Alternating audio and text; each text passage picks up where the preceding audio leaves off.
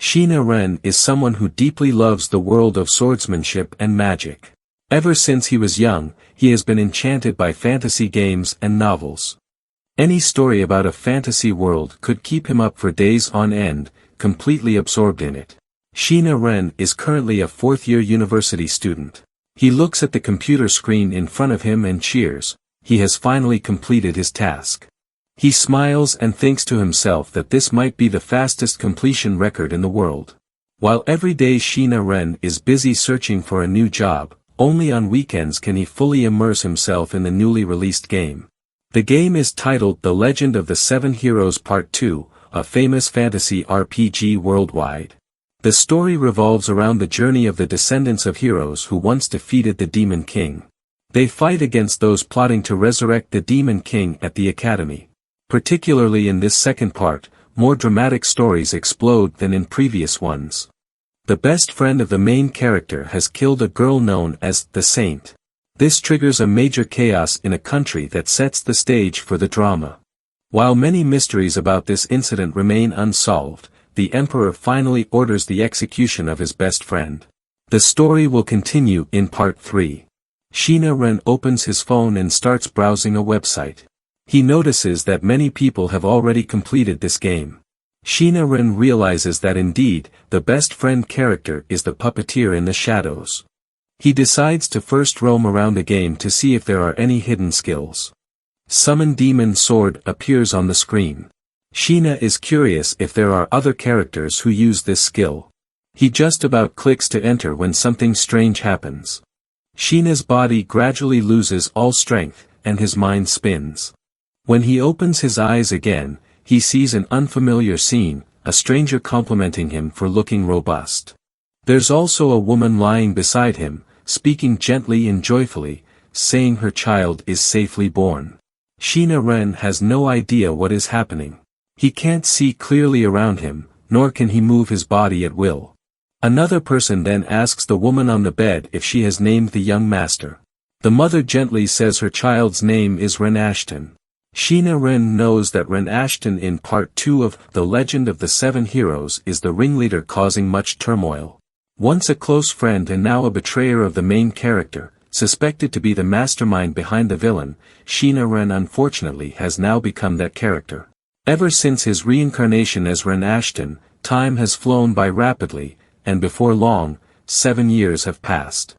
Initially, he was too excited and couldn't accept this reality. But gradually, he gave up and accepted himself as Ren Aston. He discovered that after reincarnation, by simply chanting a spell, a status board appears in front of him, showing many things. Looking into Ren Aston's status, he thought he had never heard of a skill named Summon Demon Sword.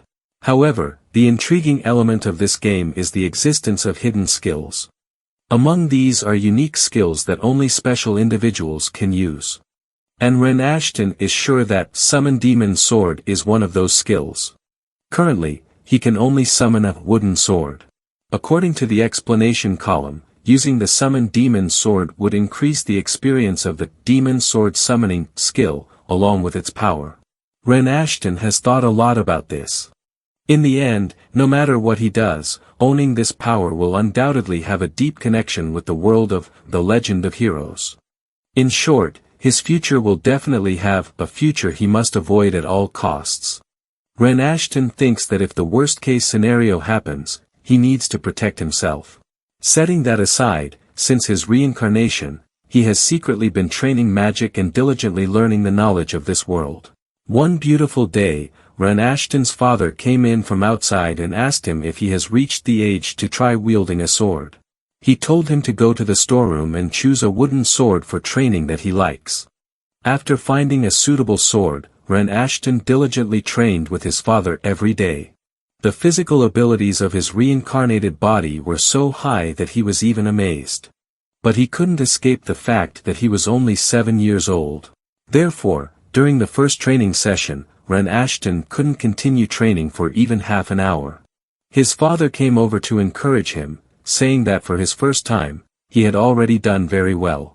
Thanks to using the wooden demon sword, Ren Aston's experience points have also increased significantly. He practiced diligently for a long time, and finally, the day came when his demon sword summoning skill was about to level up. Ren Aston, due to excessive training, had his hands full of scratches, which deeply saddened his mother. She scolded him, saying that such harsh training must be his father's idea. But she couldn't hide her joy seeing her son's love for the sword, as their family had protected this town for generations. That night, Ren Aston thought about his family. His home in the real world no longer existed after his parents' divorce. If possible, he wanted the three of them to live happily in the present, which was also his greatest wish. In the territory of the Leomel Empire, in the northern town of Clausel, Knight Commander Vase came in and saw the young lady looking despondent. He asked her if something had happened. She told him that she was just a bit bored with her training. Vase saw his subordinates nearby, all defeated by the young lady, and he understood the problem. It seemed they were no longer worthy opponents for her. Seeing him in armor, the young lady anxiously asked if something had happened. Vase mentioned a mission to subdue dangerous beasts, saying that a particularly dangerous monster had appeared. Back to Ren Aston, 3 years had passed since his first level up. Thanks to leveling up his demon sword summoning skill to level 2, he could now see the effects of level 3. But the experience points required to level up had increased dramatically. He guessed that his progression would probably stagnate for a while. Since he couldn't train every day, there was no other way. Regardless, his current combat abilities were sufficient to live peacefully in this village. On this day, Knight Commander Vase, a man from the Baron, visited his village. He first apologized to everyone for his sudden arrival. As Ren Aston knew, the Baron was the lord ruling over this land. His father was also a knight sent by the Baron to protect this village. It was the first time he had seen a knight in armor, and he wondered what had happened. Not leaving him curious for long, Vase revealed that a major incident had occurred nearby, caused by a monster. Many villages had been attacked, and there were even fatalities. According to witnesses, it was a beast-like monster, fast as the wind. To exterminate it, Vase had been investigating the surrounding areas, but so far, there were no traces. He came here to remind Ren Aston's father to be vigilant in the coming days, as the monster might reach level D.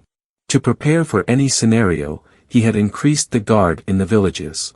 However, due to the distance, it would probably take another 20 days for them to arrive here. Vase apologized to the villagers, promising to try to expedite their arrival.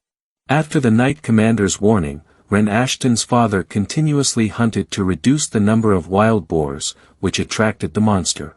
One evening, Ren Aston sat with his father, concerned about him overworking recently. He offered to help his father with the hunting. His father disagreed, insisting they must deal with the monster first. He also apologized to his son for not being able to practice swordsmanship with him and appreciated his help with housework. Sitting next to his father, Ren Aston thought how wonderful it would be if everything continued without issues. He didn't want to lose the peaceful life he had for the past 10 years. Unfortunately, on the 10th night of his father's hunting, disaster struck. Ren Aston and his mother found his father unconscious and bleeding. Worse still, Ren Aston sensed something dangerous approaching. His premonition was right, a pack of wild boars attacked them. Ren Aston drew his sword to fight and protect his mother. He couldn't believe that he was able to fight them. Perhaps it was due to his training and possessing the skill. Eventually, they managed to bring his father back home. The village elder quickly came to check on him, and fortunately, he was out of danger for the time being. Ren Aston was relieved. It was good that nothing worse had happened. He knew that his father couldn't have been attacked by those weak beasts. He was certain that his father had encountered the monster being hunted. Ren Aston didn't know if the beast was still in the forest. With 10 more days until reinforcements arrived, the village would be in danger if it entered. Ren Aston wondered what he could do now. The next morning, at dawn, Ren Aston went into the forest to find the wild boars from yesterday. Fortunately, they hadn't been eaten by other monsters yet, as it would be terrible if they attracted the beast here. Ren Aston was surprised to see the bracelet on his wrist absorbing mana stones from inside the animal. He realized that he could only absorb them if he defeated the creatures himself. Ren Aston returned home and told his mother that from tomorrow, he would take over his father's duties during this time. Of course, Ren Aston knew this task was extremely dangerous, but as a member of the Aston family, it was his duty to protect everyone. Moreover, his father was severely injured, and he was the only one in the village capable of fighting.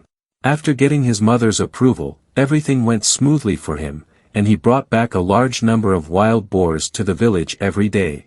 Ren Aston was eagerly looking forward to unlocking the next sword, which wouldn't be long now. As usual, after hunting, he would visit his father. Today, upon his arrival, he received news that his father's condition had become critical, and the village's healer had run out of herbs. His mother cried, fearing that the remaining medicine would only last through the night. Ren Aston asked the healer where the herbs could be found. The healer hurriedly said that none were naturally available nearby. They used to grow under the Tsurugi rock in the forest, but they had died off last year due to the cold. After seeing the herb's appearance, Ren Aston sneaked into the forest when no one was paying attention. He knew it was extremely dangerous to enter the forest at night, but if he didn't, his father wouldn't survive. Ren Aston knew it was not the time to hesitate. When he got there, indeed, there were no herbs under the rock, so he used natural magic to climb on top of it. He was relieved to find that this herb had not yet become extinct, and with the amount he harvested, it would surely save his father. Then, Ren Aston had a bad premonition when he saw animal bones on the rock.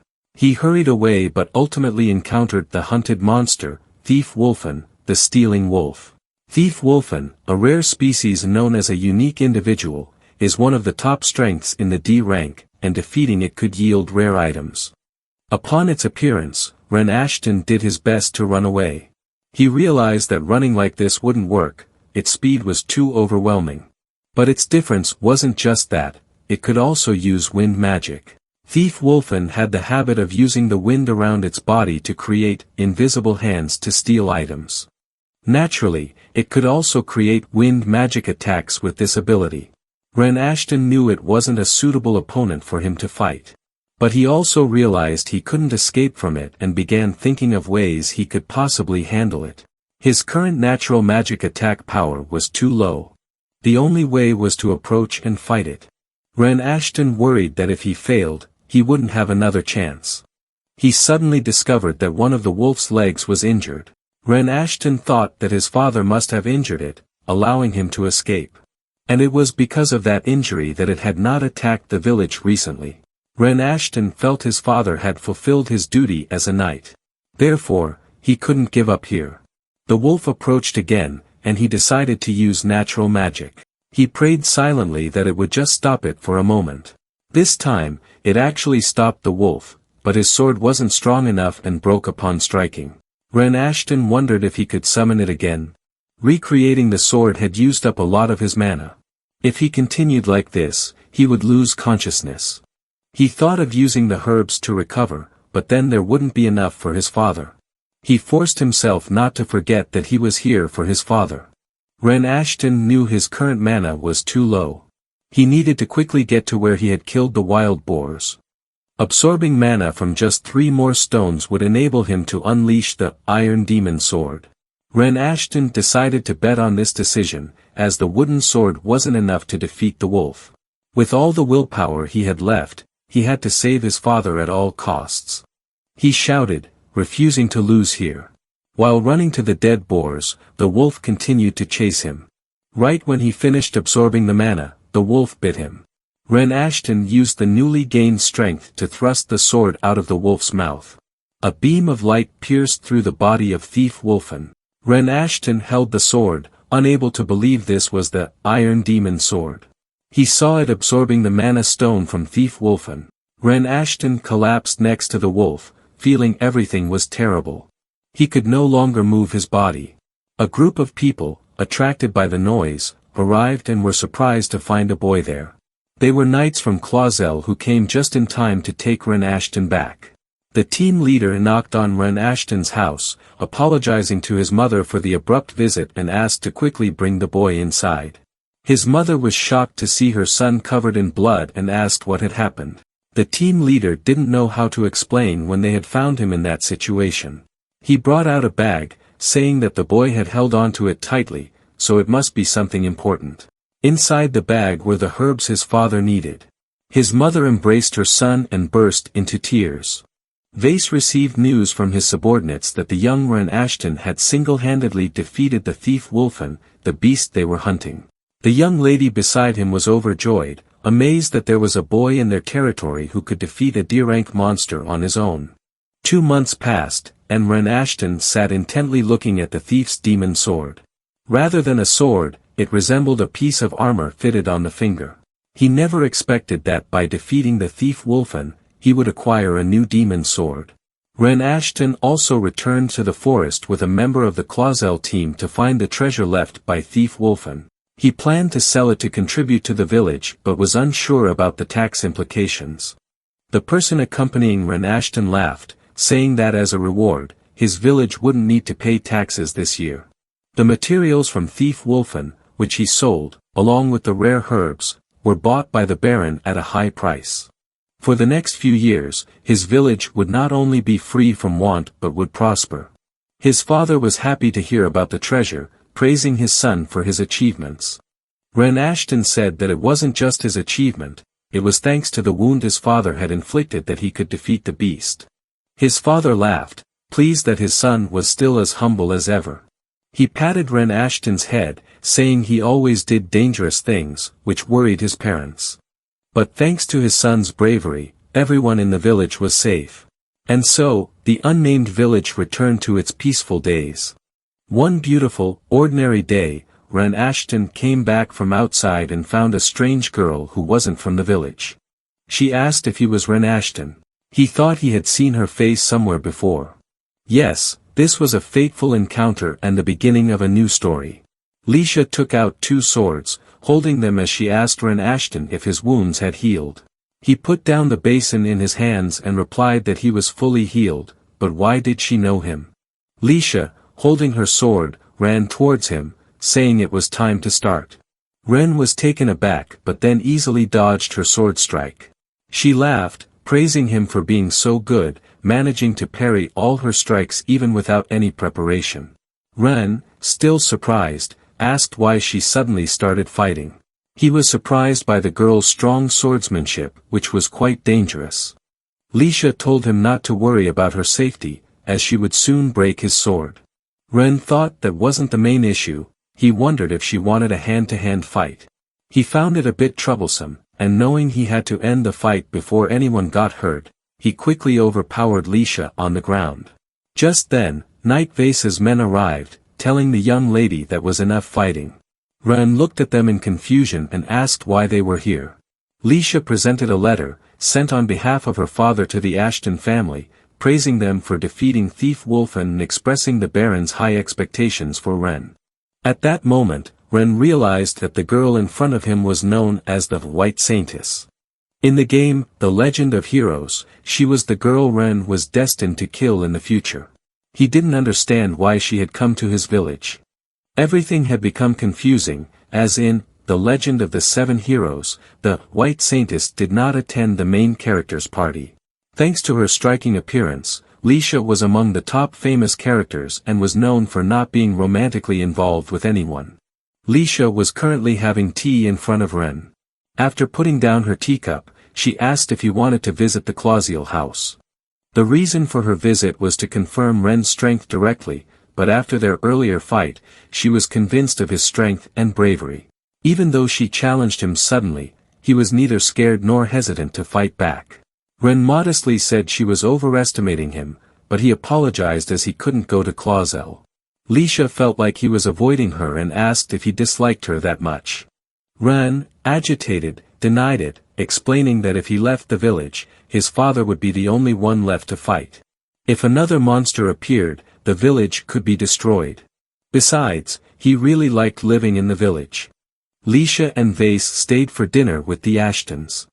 After eating, Lisha once again picked up her sword and followed Ren. Ren turned to her, asking if she wanted to exercise a bit after the meal. Lisha smiled, saying he was quick to understand, and they should start right away. She had permission from both Vase and Ren's parents, so there was nothing to worry about. Ren didn't expect even Vase to be persuaded in this matter. He looked at the sword on the ground with no intention of picking it up. Lisha warned that if Ren didn't pick up his sword, she would stay in the village longer. Ren, slightly scared, laughed and explained that he also wanted some exercise. Lisha wanted him to understand that if she won, he would have to explain his reasons and prepare to move to Clausel. If Ren won, she would return to his village again. Lisha seemed to think of it as if Ren was destined to lose either way. She couldn't wait any longer and began fighting. Lisha was surprised that Ren could block her attacks without exerting much effort. Ren asked why she wouldn't admit his victory if she thought so. Lisha hated to lose, especially as the white saintess. She couldn't bear losing to a boy her age. Her skill was a lucky one, enhancing her physical strength and swordsmanship, and she also used holy magic, making defeat even more unbearable. Ren recalled that holy magic was extremely powerful, capable of healing any wound. He suggested she should have used it from the start. Lisha knew that, but using it without Vase's permission would make him angry. Ren thought Vase was really indulgent with the young lady, but he still easily won this time. Vase praised their fight, acknowledging Ren's overwhelming victory over the young lady. He wasn't surprised, considering Ren had defeated Wolfen alone. He then told Lisha she should realize her own strength and practice more. Once Lisha left, Vase told Ren he was the stimulus for her progress. No one else was a match for her, leading to her arrogance. Lisha couldn't sleep that night and decided to write a letter to Ren. When Vase saw the letter, he joked it was like a love letter. Lisha, embarrassed upon rereading it, thought it did sound like a love letter. She decided not to give it to Ren and to destroy it upon leaving the village. On her way back, she put the letter in her pocket but unfortunately lost it not far from the village. Just as Knight Vase's group had left, another group arrived. They were under orders from Count Given and brought a letter he had written to the Aston family. Ren recalled that Count Given had no relation to the Clausel family. However, as a count, his rank was higher than that of a baron, so Ren couldn't ignore them. Ren had just managed to send Lady Lisha back, and now he wondered what else was coming his way. The soldier from Given's group entered the Ashton house and proudly announced that Count Given had a message for Ren. He highly valued Ren's abilities and hoped he would join his service. A member of the Clausel team, standing next to Ren, apologized, saying Ren had already received an invitation from the Clausel family. The soldier calmly asked if Ren had given them an answer yet. If not, there was no issue with him extending an invitation. The Clausel representative angrily stated that if they wanted to invite Ren, they must go through the Baron first. And importantly, this area was under the Clausel family's jurisdiction. Even though their ranks differed, protocol must be followed. The soldier nonchalantly said he understood and would return again. Ren's father, reading the letter, wondered if even a small village like theirs was getting drawn into factional battles. In the Leomel Empire, there were 3 factions, and all the nobles had chosen sides. The first supported the royal family, showing respect for the Lion King. The second, the hero faction, to which Given also belonged. The third was the neutral faction, respecting both sides and advocating for peace, like the Baron of Clausel. Now they wanted a small village without much strategic value, likely part of some scheme. Many had tried to sway Clausel to their side. Ren continued reading the letter, which mentioned a lack of military force, likely related to thief Wolfen. His father explained that this was highly unusual, as they had never been notified of a lack of military force before. Ren speculated that with multiple neighboring villages suffering significant damage from monsters, the blame might fall on the Clausel family. He asked his father if Count Given was targeting this. His father couldn't believe someone would use the chaos to trap the Baron Clausel. Ren further hypothesized that by pretending to protect the Baron from criticism, the hero faction might be trying to sway him. He just didn't know if this plan was spontaneous or prearranged. Everyone understood the implication. If it was prearranged, then the thief Wolfen incident must be connected to Given. Shortly after that, Lisha visited Ren again, bringing a magical artifact with her. The artifact was a glass bottle that could produce water internally, so he wouldn't have to go far to fetch it anymore. She also came to apologize for the trouble caused by Count Given. The Baron was trying his best to oppose this decision, but it was difficult as the Count was a higher-ranked noble. Lisha then asked Ren to take her to his father so she could help heal him. Lisha stayed in the village for a few days, during which she and Ren sparred several times. This growing closeness gave Ren a foreboding feeling. As winter came to an end, Ren's father fully recovered and returned to normal. One day, after returning from hunting, they found Count Given's men waiting for them. Ren's father stepped forward to ask their purpose. The man calmly stated that they were extending an invitation to work for the Count, who highly valued Ren's abilities. He also brought news that Count Given had recommended Ren for a special class at the prestigious Officers' Academy. It was rare for a commoner to be admitted to the academy, let alone to a special class. Contrary to his father's surprise, Ren flatly refused, saying he had no intention of leaving the village.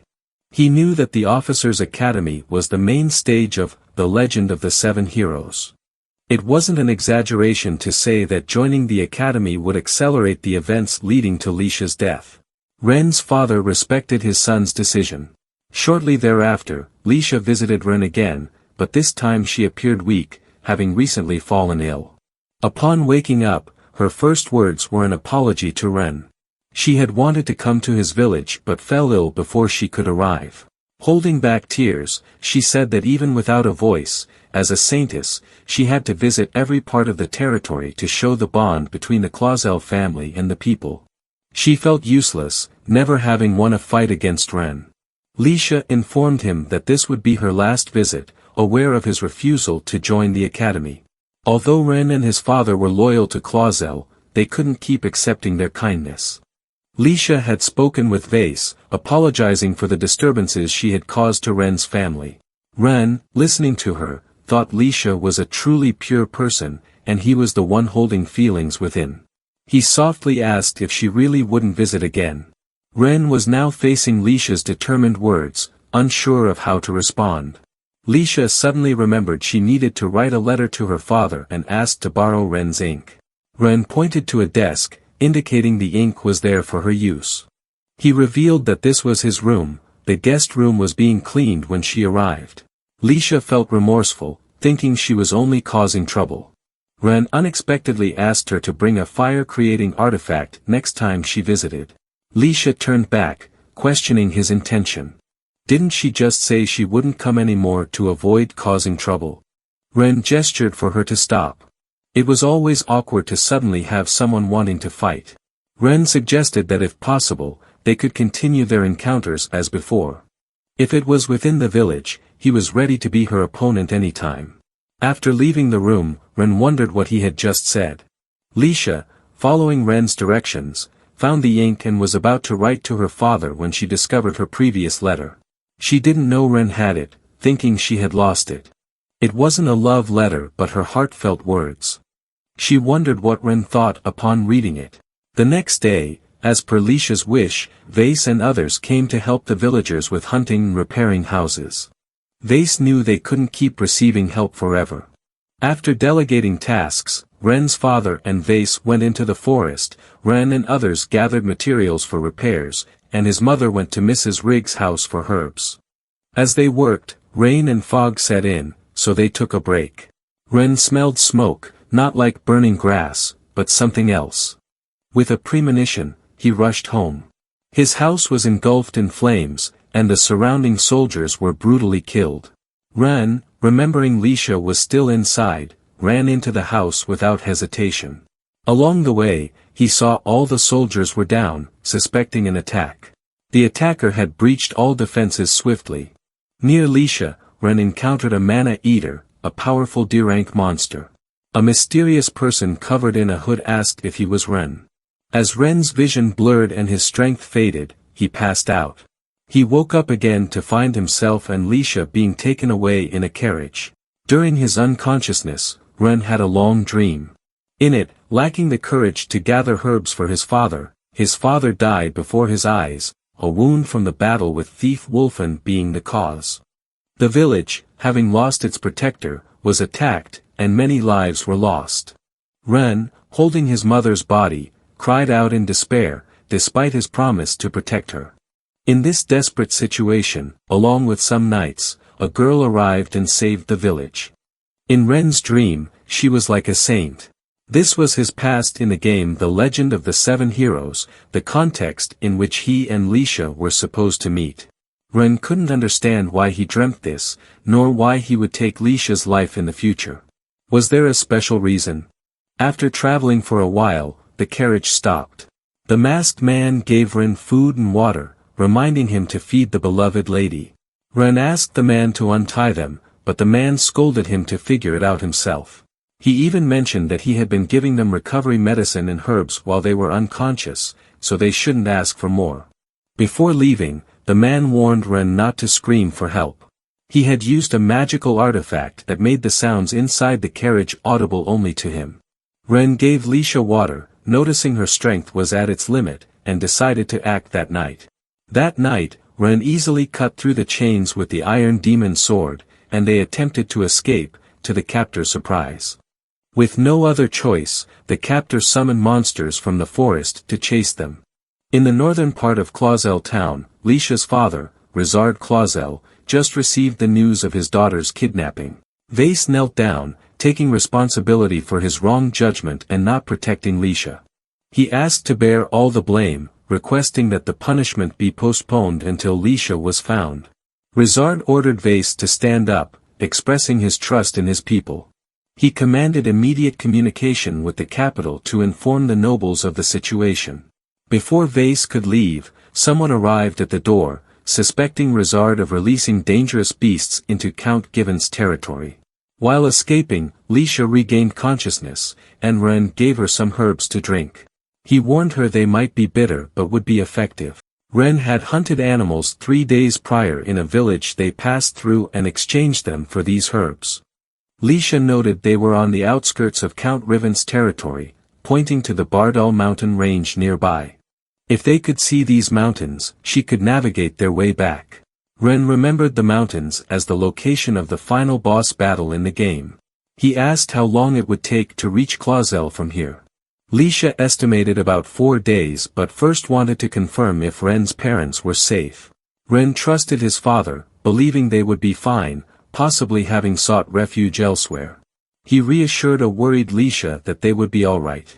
On their journey, Leisha often thought about the letter Ren kept in his inkpot. At an appropriate moment, she asked if he was hiding something from her and why he treasured it so much. Confused, Ren asked what she was referring to. Annoyed, Leisha didn't want to repeat herself, insisting he knew about the letter kept in his room. Ren wondered if there was something unusual in his room, remembering being scolded by his mother for hoarding mana stones, which he found beautiful. His father also collected such things as a child. Returning to the present, Ren guessed Leisha was referring to these mana stones, admitting he had liked them since their first meeting. Surprised, Leisha felt it was unfair for him to suddenly talk like that. Ren awkwardly admitted that his fascination with them was a bit strange. He wondered if her attitude was because they came from the bodies of monsters. Misunderstanding Ren's intention, Leisha felt awkward, unsure what to do next. Approaching Clausel town, they learned from an old woman in exchange for a monster that if they were unsure where to go, they should head straight to Clausel town. Ren sensed something was wrong and asked what was happening there. The old woman mentioned a rumor from a passing adventurer that the Baron would soon be punished for releasing monsters into the Count's territory. Both were shocked, with Leisha exclaiming disbelief at such a claim. In the confrontation between the representatives of the two opposing factions, with arguments from both sides, the Empire's court decided to review the case based on imperial law and announced that they would issue an official statement the next morning. The verdict would lead to the accused being taken into custody within days, and punishment would be administered swiftly. Vase consoled Rizard, saying that if he was dissatisfied with this judgment, they could appeal and a new trial would be held in the capital. If that also failed, they could seek a trial under divine witness. Rizard, however, was skeptical, noticing the absolute confidence on the Count's face. Despite being of higher rank, the Count's actions were unusually aggressive. Rizard wondered if this truly was just a factional struggle. Ren, on his way back, continuously thought about how to save everyone. He knew if he did nothing, the Baron would be falsely accused. Lisha remarked that they couldn't expect much from the high-ranking nobles in the neutral faction. Ren wondered what a boy like him could do in this situation. Unable to sleep, Lisha discussed with Ren their plan to leave at dawn. They needed to quickly return to the town to present their evidence of being kidnapped. Ren wondered how many would believe their story but knew they had to try. The next morning, as they approached Clausel territory, they encountered knights from Count Given. The knights relayed a message from Baron Clausel, who had been searching for them and advised them to find safety first. Lisha whispered to Ren, asking if she could handle the situation, despite the risk. Ren nodded, prepared for the circumstances. Lisha questioned the knights' intention to lead them to safety, then produced a magical artifact obtained from their captors, asking if he recognized it. The knight's expression changed but he quickly regained his composure, feigning ignorance. Lisha realized his brief reaction and pretended the artifact was unimportant. The knight lied, saying he wanted to keep it as evidence and asked them to hand it over. Realizing his true intentions, Lisha refused, saying she would take it to a merchant's guild for investigation.